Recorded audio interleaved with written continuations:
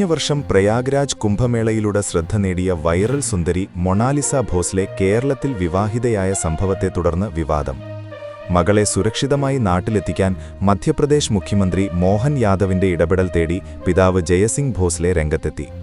മധ്യപ്രദേശിലെ മഹേശ്വർ സ്വദേശിയും നാടോടി പാർഥി സമൂഹത്തിലെ അംഗവുമായ മൊണാലിസ ബുധനാഴ്ച തിരുവനന്തപുരം പൂവാറിലെ അരുമാനൂരിലെ നൈനാർ ക്ഷേത്രത്തിൽ ഫർമാൻ ഖാൻ എന്ന യുവാവുമായി വിവാഹിതയായി. മന്ത്രിയും CPM നേതാക്കളും സാന്നിധ്യമുണ്ടായിരുന്നുവെന്നാണ് വിവരം. കേരളത്തിൽ നിന്ന് മടങ്ങിയെത്തിയ ശേഷം മാധ്യമങ്ങളോട് സംസാരിച്ച ജയസിംഗ് ഭോസ്ലെ മകൾ ലവ് ജിഹാദ് കേസിൽ കുടുങ്ങിയതാണെന്ന് ആരോപിച്ചു. ഫർമാൻ ഖാൻ വഞ്ചനയിലൂടെ മകളെ വിവാഹത്തിലേക്ക് നയിച്ചതാണെന്നും മൊണാലിസയെ സുരക്ഷിതമായി മധ്യപ്രദേശിലേക്ക് തിരികെ കൊണ്ടുവരാൻ സർക്കാർ ഇടപെടണമെന്നും അദ്ദേഹം ആവശ്യപ്പെട്ടു. മൊണാലിസ സിനിമയിൽ അഭിനയിക്കണമെന്ന ആഗ്രഹം പ്രകടിപ്പിച്ചിരുന്നുവെന്നും ചിലർ അഭിനയവും നൃത്തവും പഠിപ്പിക്കുന്നുവെന്നും പറഞ്ഞിരുന്നുവെന്നും പിതാവ് പറഞ്ഞു. അതേസമയം വിവാഹം സ്വന്തം ഇഷ്ടപ്രകാരമാണെന്നും ഹിന്ദു ആചാരപ്രകാരം തന്നെയാച്ചു. ഇത് ലവ് ജിഹാദ് കേസ് അല്ലെന്നും അവർ വ്യക്തമാക്കി. 4 മക്കളിൽ മൂത്തവളായ തനിക്ക് പിതൃസഹോദരിയുടെ മകനെ വിവാഹം കഴിക്കണമെന്ന് കുടുംബം ആഗ്രഹിച്ചിരുന്നുവെങ്കിലും താൻ അത് എതിർത്തതായും മൊണാലിസ പറഞ്ഞു. ഈ വിഷയത്തെ തുടർന്ന് കുടുംബത്തിനുള്ളിൽ തർക്കം തുടരുകയാണെന്നാണ് വിവരം.